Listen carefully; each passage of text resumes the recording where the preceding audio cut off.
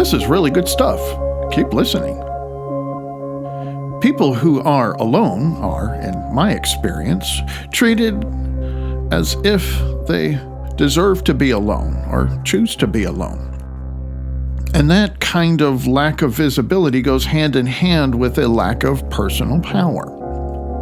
Those who are powerless in society are treated as if they lost their power due to poor choices, irresponsibility, or that they abuse substances in addition to abusing others. The pattern is that if someone is invisible, they get more of the same, while those who have a lot of visibility are treated as if they deserve all of that influence. Quote, that person at the center of attention must be valuable, and to that person in the corner must be worthless, end quote. And therefore, these subconscious thoughts dominate social situations to enable tiny versions of the snowball effect. This constant imbalance of power then touches every area of our lives, including things like sex and money. We all know that those who have too much money tend to be the ones who get more.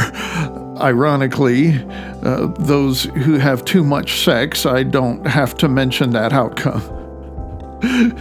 If someone ain't fucking, they must not deserve it. So therefore, try to chase the one who's being chased. It all has to do with power, the ability to get attention, money, and even sex. And the alphas of the world believe that they are not only entitled to it, they are also blinded to acknowledging how much power they possess.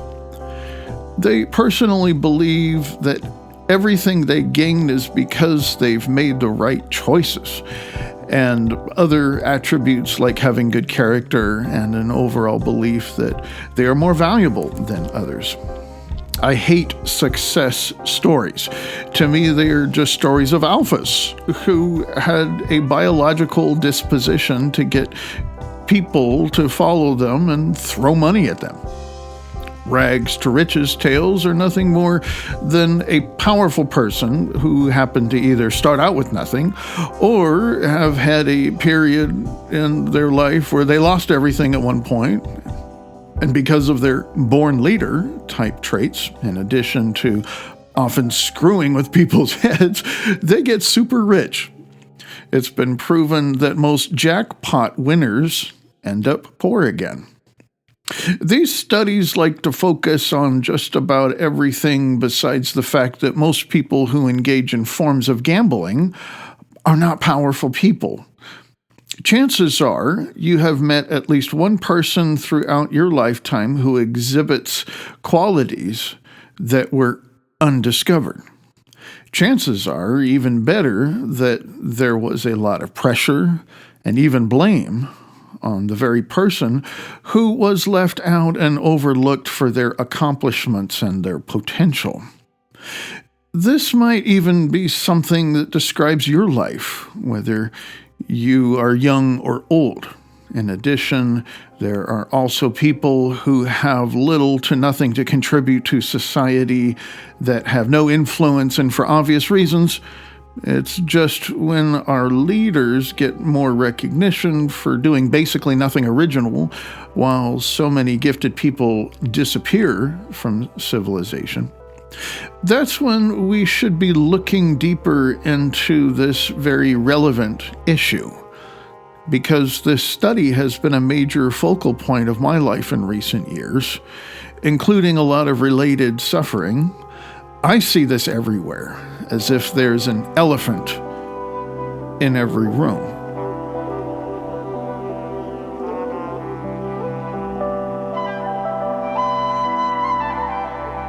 Oh, the irony. A simple definition of these human underdog types is that they get overlooked. It has to do with overrated and underrated people and how society has gotten things mixed up. Those that naturally and logically should be getting recognized are not, while at the same time, the very opposite is happening. Ironically, those who have some kind of ability to gain power over others are getting recognized. This is an epidemic that concerns everyone who's visible to the public: politicians, educators, entrepreneurs, and those in creative careers. Politicians need to demonstrate empathy and compassion in order to lead their people, although that's rarely the situation. Educators, especially those who are highly recognized, should have all of their facts and the ability to inspire and communicate clearly, although that's rarely the situation. Entrepreneurs, influencers, and other public figures should be contributing to society in a way that enables them to deserve all the power and attention that they might possess, with little regard for whatever their ideas are original. In addition to anyone who might be getting our attention, this research project focuses more on creative careers. The reason this material focuses on creative careers is that a lot of underdog types suffer trauma as a result of being at the bottom of every social system they belong to. Trauma and the corresponding mental health issues that often develop as a result can easily be a catalyst for natural creative abilities. Thus, more trauma, more abuse, less power, more creativity. And with more creativity, there's a need for more attention, while ironically causing the very opposite to occur. The alpha dog type people somehow end up in positions of great influence and visibility that resemble a creative career, to the point where these powerful, and for the most part, non-creative alphas profit from this unregulated social system that enables the overrated to succeed and the underrated to fail. Another reason why creative careers are often mentioned in this material is that I happen to have an extensive background in multimedia work. So my firsthand experience gives me a deeper insight into this pandemic some might refer to as the attention economy. Just as the global economy is greatly out of balance, there's little to nothing being said on a regular basis about who's getting attention and why. When it comes to the social issues related to power, equality, and injustice and caste systems, I have found countless media examples that focus on what I call underdog groups as opposed to underdog individuals, in addition to hyper-focusing on economic class as opposed to a sort of class or caste, rather, and why certain groups suffer from poverty and why. Poverty is a big deal. Underdog groups shouldn't be overlooked. And as a social justice geek myself, we need to keep working on a national and international level until these problems are cured. Unfortunately, this material isn't just for underprivileged groups. In fact, as part of this study, I decided to invent my goggles that enabled me to filter out anything that related to traits that peace-loving progressive types might consider a hindrance to being treated with fairness and equality. The irony of the author is that this writer, me, is a reluctant old white man. In addition, being born in one of the most hyper-privileged countries in the world, the United States of America, I would admit that these privileges in the context of various events throughout my life has made the difference between whether I was to live or die. For instance, the way I speak to law enforcement would have gotten me shot and killed if I were a black man. Since I was in my early 30s, I came out as gay, in addition to filing for disability. That also happened to be the same time period in my life I lost my ability to succeed in creative careers. I just assumed that my sexual orientation and disability status were what was interfering with my constant vocational failures, when I noticed that these same traits did little to nothing to hinder a lot of powerful people. In fact, these very things that seemed to cause me to be invisible were the same characteristics that gave visibility to others. Having been a part of numerous campaigns standing up for gay rights, then subsequently focusing on disability rights, I started noticing some reoccurring things that nobody was addressing. I also failed miserably as an activist unless I was in some kind of supportive role. While I was invisible and they were visible, and ironically, most of the time, my experiences were far more relevant to their causes. This led me to dig deeper into this subject of invisible people and what made me disappear every time I got a bit of success, with the exception of having been successful throughout my 20s. The only time I had any consistent recognition, attention, and even compensation for my contributions to society was when I was a part of a very cultish community that pushed me into the spotlight, although for the most part insincerely motivated. Without this kind of active support from this strict ingrown church community or anything else that might resemble groups like that, I look back on my own without, quote, institutional support, end quote, like that. I was unable to be recognized while working entirely alone.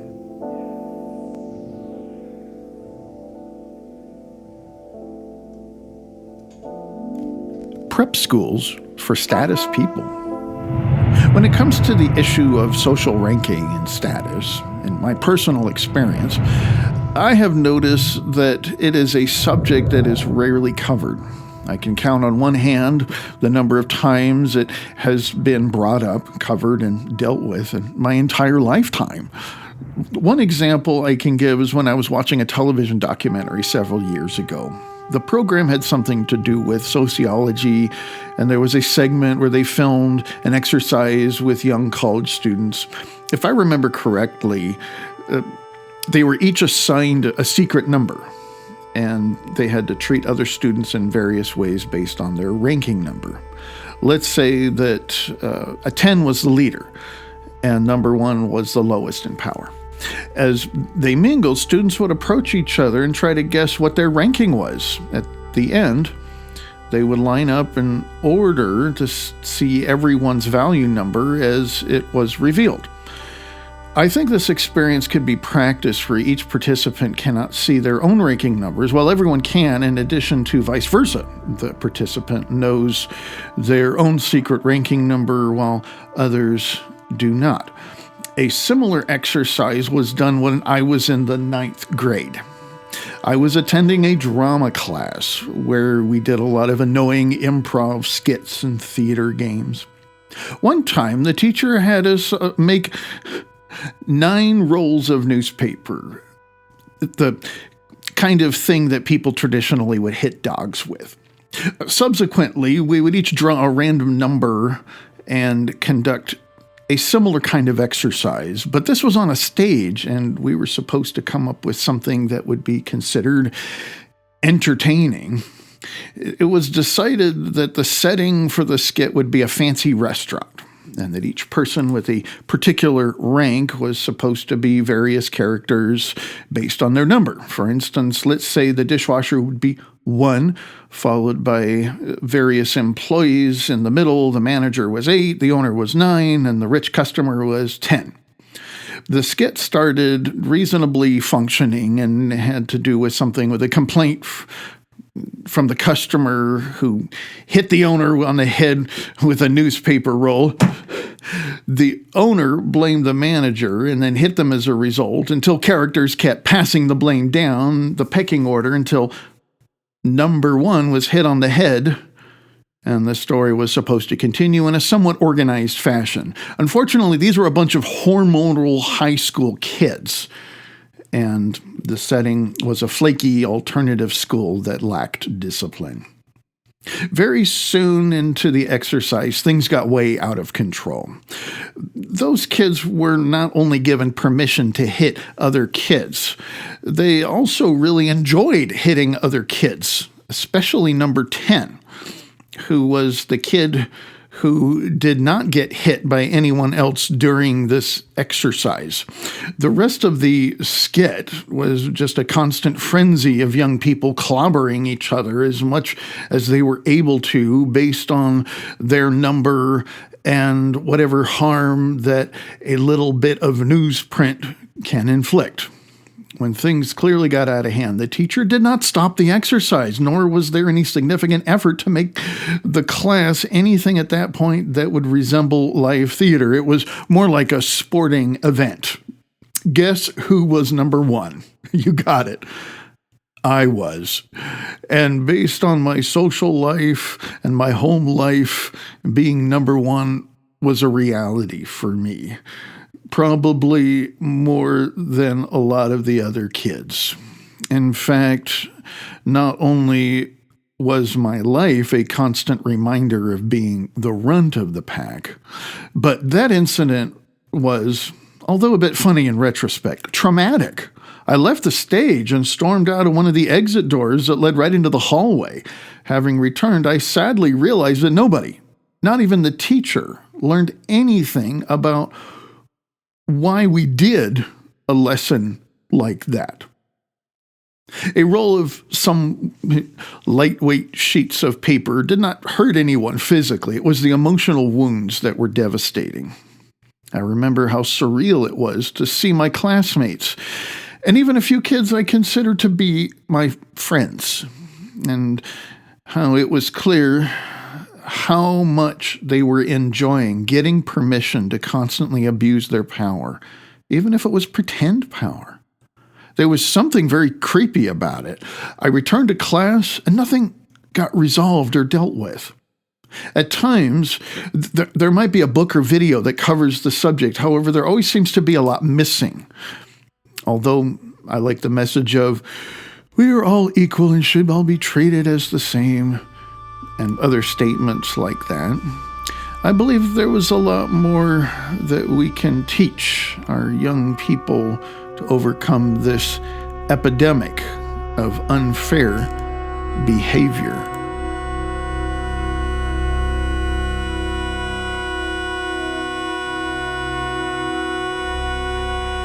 Sending snitches to Bosnia. The 1950s short story, The Snitches, was a fairly good example of status and might have affected Western society in undermining discrimination based on culture and race. It was recognized as such a positive influence that NATO wanted 500,000 copies distributed in Bosnia by the end of the century. Those are noble efforts, and at the same time, having worked at as a school teacher, in addition to suffering the unfair things that I experienced as a young student, I have found that personal power was a problem that was never solved and rarely even acknowledged. I attended a fairly renowned alternative school from elementary through 12th grade. We were supposed to be the creative and smart kids, promoting social justice and equality and all that fun stuff. As an adult, I was proud of my progressive upbringing until it came to trying to reunite with some of these people. I simply couldn't explain why things were so bizarre for me compared to other alumni. Some graduates were recognized and welcome to participate, while I was treated very differently. In addition, I noticed evidence of various notable graduates who still had visibility, while I seemed to have had been erased from history. In fact, all the murals I created as a student were painted over, in addition to other heartbreaking things that I was hoping to see. Having tried to participate in an art project with them in recent years, and how I was treated as a result finally gave me the answer I was looking for. This institution is a prep school for status people. If the kid was popular in school, the teachers would reward that and show favoritism. When the kids soon became successful after graduation, the same treatment was bestowed upon the alumni as well. What bothered me the most was everything that I contributed during those 12 years and attending that happy hippie little place. I impressed a lot of peers and adults and caught their attention regularly. As a result, I was constantly upstaged by the socialites who had various levels of talent, however, rarely corresponding to the attention they got from other students and, sadly, the faculty.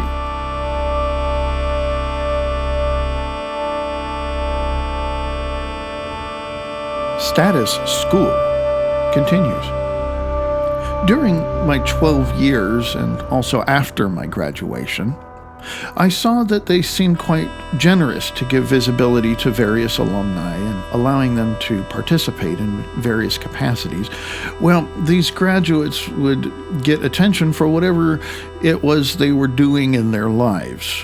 Based on my own experience and having considered all the various graduates who were honored every single time they showed favoritism towards those they considered successful in business or got significantly popular, and that would be considered some type of creative career. I found this very disturbing and even tried to contend with some of them to see if they would help the underdog, but I was treated with the stiff upper lip. Although this might be quite common in educational institutions, I find that their hypocrisy was significant considering how they identify themselves.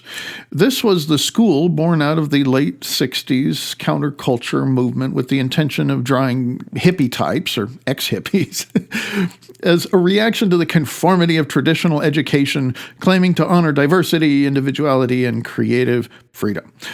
What they did not tell us was that as long as that you learned to grow up fast and acted like a little adult, in addition to finding ways to get a ridiculous amount of attention from as many students and members of the faculty as possible, including extracurricular activities that brought you recognition outside of the institution, those were just some of the unspoken rules that would get you on some invisible honor roll and thus prepare you for the world of hipster success.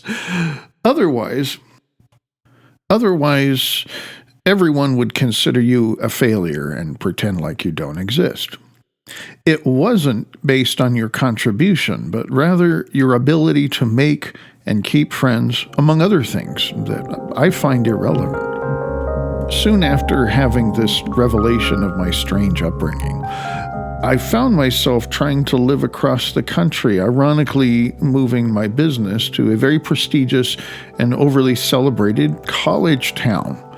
My history of 5 colleges, yet 0 college degrees, having everything in line but the cognitive functioning to actually finish a college degree, I eventually settled for the fact that I was not privileged enough, whether I had the money or not, based on disability issues. I have found that the academic community did not see it that way. They believe that anybody from any background, including racial and economic challenges or disabilities or special needs, has equal access to being accepted as a full-time university student pursuing a degree. In my experience, and the experience of many others, this is not true. But many progressives like President Obama tried to convince our nation that higher education was available to anybody who wants it. Cultural myths like this perpetuated even more of an aversion towards self-educated and undereducated people like me, with no degrees in anything. It also makes them even more upset when I happen to know more than a lot of these people and even have had volunteer and paid positions as a teacher, even at a young age.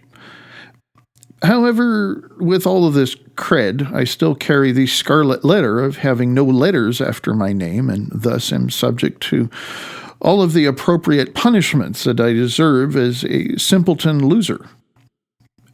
Trying to work in this wonderful little educational community was a bizarre and surreal experience, trying to hang out with these hyper-privileged people and hear them complain about things like inequality. In addition to all the hypocrisy, trying to talk to them about segregated groups and neighborhoods and the homeless, among other things I observed, and also made me very unpopular. Around the time of my exodus from that period of life, I remember somehow being exposed to a commercial, whether it was on television or the internet, I don't remember exactly. What I found interesting was that when this particular university was advertising, it had little to nothing to do with selling the very product they were marketing, a college degree with a good chance of a better job. Instead, they showed this extravagant montage of seemingly diverse group of young people engaging in activities that all had to do with one common element: status. It was all about social status and highly socially functioning people doing status things in high status places in the context of high status activities and getting this attention and preparing them for more and more status shit. There was little to nothing that had to do with high society or even being affluent. It had almost entirely to do with what I would consider to be the attention economy. Universities, at least these days, are not selling young people and investing in their future in order to be successful and financially successful, but rather to resemble social media influencers and reality show stars enjoying themselves on camera so that millions of people can watch them and admire them. They just have to be good at passing tests, or at least fucking their professors. I wasn't good at either of those things. I'm also beginning to wonder if this could be one of the reasons why most healthcare workers I encounter, in addition to mental health care workers, are so hilariously stupid these days. For a long time, it seems to have been cool to be in the care industry, especially these days when it comes to all the trendy crap that's being dished out to the public about mental health. What a lot of people don't realize is that the lure of these positions is about ruling and reigning over very vulnerable population with little to no accountability, which is even more attractive in the fact that they will be making way more money than they would in retail. Yes, being a nurse or social worker is quite stressful, but not so different from being in retail. And not only that, the customers are always wrong. And if they complain, you can dismiss them as being crazy. What are we really preparing our young people for? An actual career? Or something else? Trying to figure out why I ended up being overlooked while attending a school that bragged about its views concerning affirming creativity, individuality, social justice, and standing up for the weak and underprivileged. In addition to my Rainbow Flag School was my Rainbow Flag Church I grew up in, and the irony of all the exclusionary tactics that were constantly going on in their elaborate and complicated social system. It wasn't just my school that I was trying to promote a progressive ideology, but at the time of the late 80s and the early 90s came about, especially in urban West Coast USA. There was a myriad of experimental programs and ideas in order to try to improve my troubled generation. One of these wonderfully brilliant ideas was to exploit the concept of peer support, which was a fairly new concept at that time, especially concerning pushing those ideas on teenagers. They figured that if there was something going on with a high school kid, chances are they're going to tell their friends and not their parents or a member of the faculty. Therefore, these brilliant minds with way too much funding decided that they were going to try to train teenagers on how to do pseudo-mental health crap on other teenagers.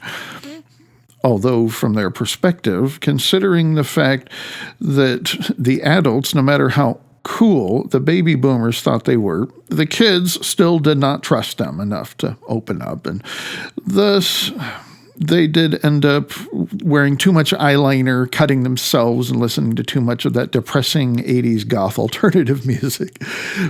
Therefore, these wonderfully smart people rented out a swell retreat center and gathered up who they thought would be the right kids for the job for an all-expenses-paid shindig and put them through workshops and other stuff. I never found out what really happened. All I knew was that the chosen few had an incredibly ecstatic experience.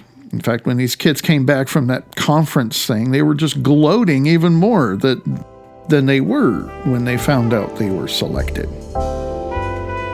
How do educated grown-ups select teenagers whom they trust to be some type of peer support counselors? What is it about their ability to contribute to the lives of others? Was it about their ability to listen and understand? Did it have anything to do with their personal character or their ability to demonstrate compassion and empathy? I remember filling out a questionnaire, and based on my understanding, I assumed that somebody like me would have been picked for that job. However, I was shocked when I saw who ended up getting to go on this retreat. It was the socialites, the kids who were the loudest, the most popular, in addition to the students who, for lack of a better term, the ones getting laid. No wonder why they were so happy when they came back from that conference center. These adults assumed that these kids were responsible enough to handle the problems of their peers. It made me wonder if they just let them do whatever they want in their free time and find private places to get a lot of rumpy-pumpy. If we didn't know beforehand who the privileged and popular people were, that event solidified their ranking and status amongst the other classmates. Before that event, I remember trying to confide in one of those kids who had at one time I considered a close friend, but ended up as a result not wanting to confide in anybody, especially adults. After these students returned from their training, even if I did want to confide in any of those hotshots, at that point, none of them wanted to talk to me anyways, especially after that experience. That was one of the many things that affected my social status over the 4 years that I was in high school. Every year, I had fewer friends, and on graduation day, I found myself alone. And that evening, well, others had their parties. These kids were literally turning their backs on me, walking away, smiling hand in hand with their lovers, laughing with all their friends. Those were the people who were ready for this world. And for the most part, they had motor vehicles, close relationships, and pretty much all of them either had jobs lined up or had been accepted to a university. Because of my disabilities and the way the system was at that time, and I imagine for the most part it hasn't changed, I simply could not pursue a college degree even though I had the funding. However, I did want to take some classes and at least get some type of certificate to complete a community college program. So I started taking classes in what they called professional music, considering the fact that I was seen as a worthless loser in addition to being almost illiterate. Somehow finishing high school with the academic level of an elementary school kid, I was afraid I was going to fail. To my surprise and everybody else's, I excelled in just about everything and was at the top of my class in my abilities to handle a lot of very advanced arrangements. In fact, the vocal teacher was teaching sight singing and gave us an assignment to transcribe a familiar short piece of music. I was the only one who not only got it correctly, but the details and my score even exceeded the teacher's. It was like grade school all over again. It was obvious to everybody who was exposed to my creative work that I had some very unusual abilities. However, it puzzled them that I was deficient in a lot of essential areas. Even some of the teachers would make fun of me. They simply refused to acknowledge what was going on. This was music school for those wanting a professional career doing that kind of stuff, which was probably more realistically going to enable you to actually make money as opposed to the other music program, which was classical based. I would have been willing to commute to the next town to do the classical program, especially because that's what my mother was pushing me to do. But she didn't realize that I did not have the cognitive ability to sight read music, which was one of the most important skills while completing a program like that. That was in addition to the fact that everyone around me was in utter denial of the fact that I did not have the capacity to complete a pre-college exam. As we know, and it should be obvious if you just look at popular music charts, even indie alternative music, it has little to nothing to do with musical gifts, knowledge, skill, talent, or even genuine originality. Everyone's just looking for the alpha dog and nothing more. A bright and shiny coat, a loud bark, and lots of fancy tricks to get everybody's attention and give the alpha dogs plenty of bones and lots of positive attention. Also, these shiny, happy, vibrant dogs are chosen to breed. A lot. It's one thing to venerate people for their animal-like qualities. It's another thing to take a human being and turn them into animals. After all, if we're going to rank humans like we do dogs, how do we turn people into dogs or other animals?